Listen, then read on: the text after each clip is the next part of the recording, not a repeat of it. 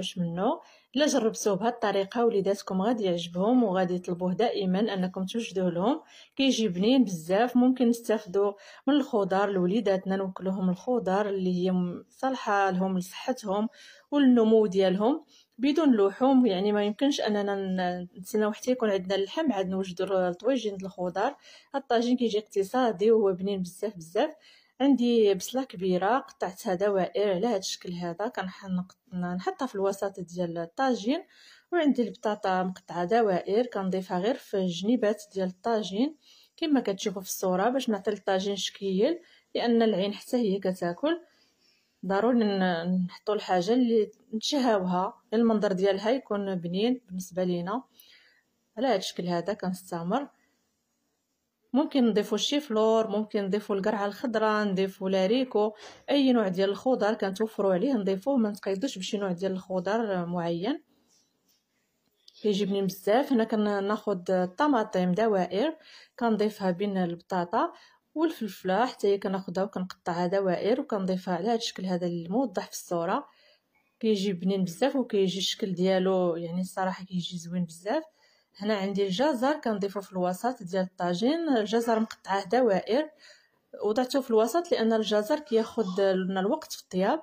عندي البطاطا الحلوه قطعتها على هذا الشكل هذا وكنضيفها على شكل وريضه من الفوق، لان البطاطا دغيا كطيب الحلوه معروفه انها كطيب دغيا.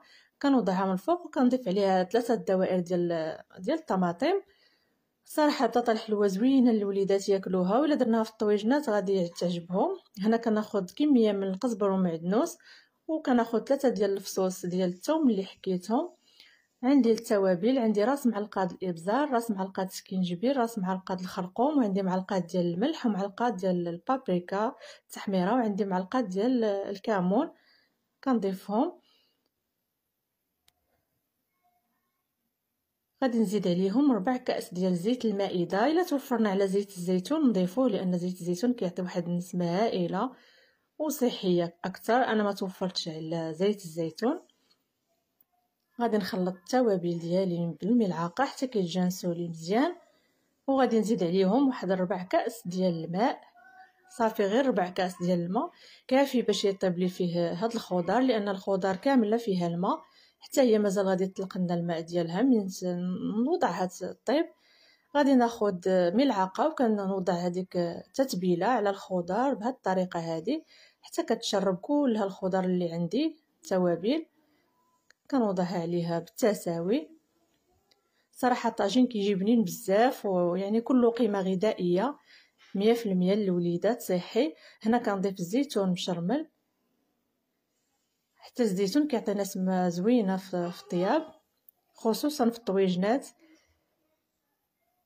من بعد غادي نشعل على النار، كنخليها نار غير مهيله وكنخلي الطاجين يطيب على خاطرو في هذيك 4 كأس اللي ضفت ديال الماء. ما كنزيدش الماء وكنخليه يطيب على نار مهيله حتى حتى كيطيب لي الخضر كامله وكيتلبى وكيجي على هذا الشكل هذا اللي كتشوفوا. الصراحه كيجي طاجين بنين بزاف وكله قيمه غذائيه. كنصحكم تجربوه لوليداتكم غادي يعجبهم وغيطلبوه دائما منكم. وكنشكركم المتابعه وان شاء الله الى فيديو اخر بحول الله. الى اللقاء.